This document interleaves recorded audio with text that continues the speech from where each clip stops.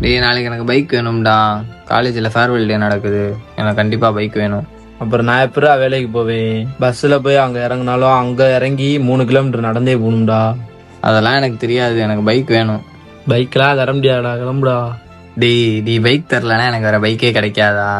என்னோட ஃப்ரெண்ட்ஸ்கிட்ட கேட்டேன்னா உடனே பைக் தந்துடுவாங்க. அப்போ அவங்ககிட்டே போய் கேளுடா, கிளம்புடா அவங்க. டேய் மாப்பிள்ள பைக் வேணும்டா நாளைக்கு. டேய் வண்டி சர்வீஸ் விட்டுருக்கேன்டா. அப்படியாடா மாப்பிள்ள, சரிடா. டேய் மாப்பிள்ள பைக் வேணும்டா. எப்படா வேணும்? நாளைக்கு ஒரு நாள் மட்டும் வேணும்டா. சரிடா, நாளைக்கு கால் பண்ணு. சரிடா மாப்பிள்ள, நாளைக்கு கால் பண்ணுறேன்டா. உழப்பிடாடா. நீ எல்லாம் உழப்ப மாட்டேன்டா, நீ முதல்ல கால் பண்ணு.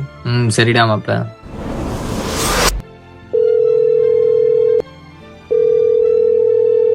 என்ன ஃபோனே எடுக்க மாட்டேறான், இப்போ என்ன பண்ணுறதுன்னு தெரியலையே. என்னடா ஆச்சு? அதெல்லாம் ஒன்றும் இல்லை. இந்தா சாவி எப்படி? அதெல்லாம் ஒன்றும் வேணாம்டா. புடிடா மயிறு. என்னதான் ஃப்ரெண்ட்ஸ் இருந்தாலும் நமக்குன்னு ஒரு பிரச்சனைனா முன்னாடி வந்து நிற்கிறது கூட பிறந்த அண்ணே மட்டும்தான். நம்மை போல நெஞ்சம் கொண்ட அண்ணன் தம்பி யாரும்